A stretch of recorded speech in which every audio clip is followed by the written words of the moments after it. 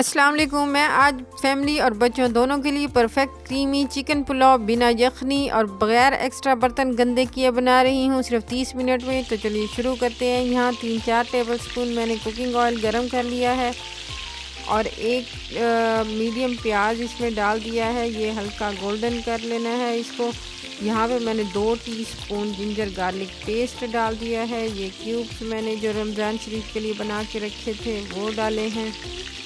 इसको 30 सेकंड के लिए सौते कर लेना है।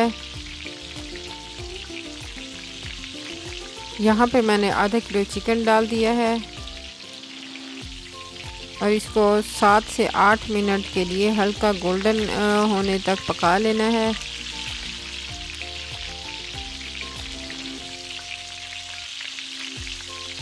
यहाँ पे एक टुकड़ा दालचीनी का और 2 लौंग डाल दिए हैं, एक गाजर, शिमला मिर्च और आधा कप मटर शामिल कर दिया है।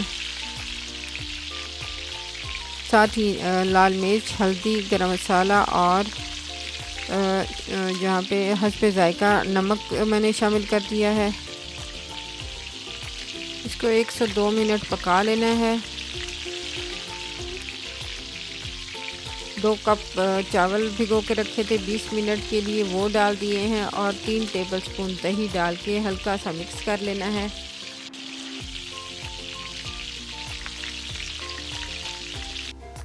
यहाँ पे मैंने 3.25 कप गरम पानी शामिल कर दिया है। इस स्टेज पर इसका नमक चेक कर लेना है और अगर कम हो तो इसमें नमक डालकर तो इसको ढक कर हल्की आंच पर 15 से 20 मिनट के लिए बिल्कुल हल्की आंच पर पका लेना है। सब्ज़ मिर्चें डाल दी हैं और इसको मैंने ढक कर पका लिया है।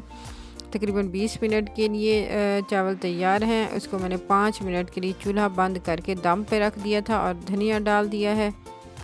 मज़ेदार सा फ्लफ़ी चिकन वेजिटेबल पुलाव बिना मेहनत और ज़्यादा टाइम लगे तैयार है। अगर वीडियो पसंद आए तो लाइक कीजिएगा, शेयर कीजिएगा, चैनल को सब्सक्राइब कीजिएगा। खुदा हाफिज़।